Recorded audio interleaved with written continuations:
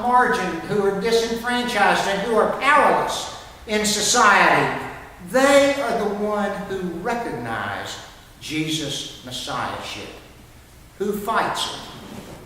Who fights it? Those that are in power, because they don't want the candy taken away.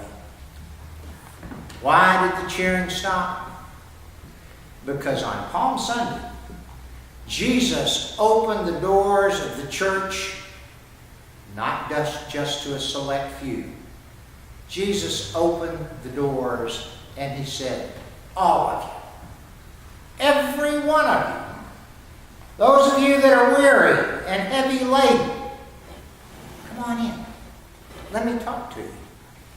And back then, it angered some people. And the sad thing today is, it angers folks today. Lastly, I would suggest that perhaps the cheering stopped because Jesus began to talk more and more about the cross. In the early part of his ministry, Jesus talked about the kingdom of God. And they loved hearing about that, since they misunderstood Jesus when he talked about the kingdom of God. They thought he was talking about a restoration of Israel to the glory days when David was king.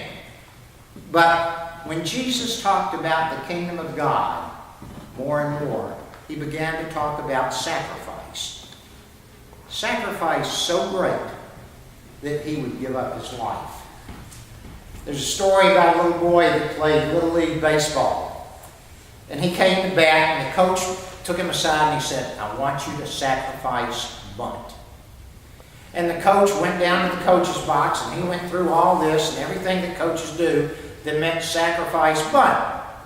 And the pitcher wound up and he threw his pitch and the little boy swung mightily and missed.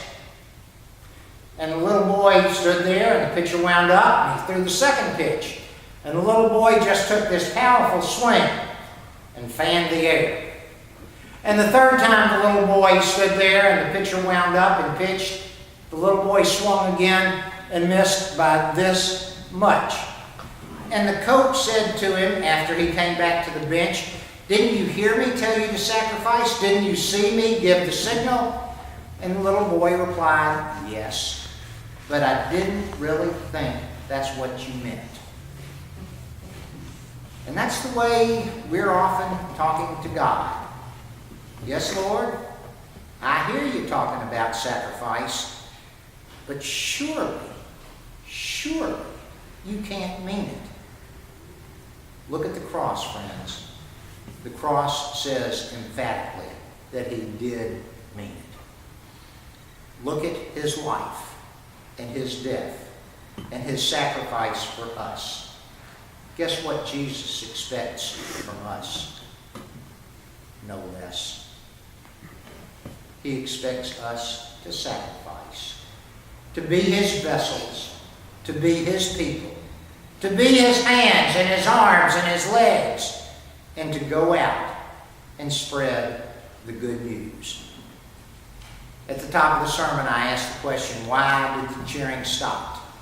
It stopped simply because Jesus talked more and more about commitment. It stopped because Jesus opened up the doors of the church and invited not some people, but all people to come in. But most importantly, and for the rest of the week, right through Sunday morning, it stopped.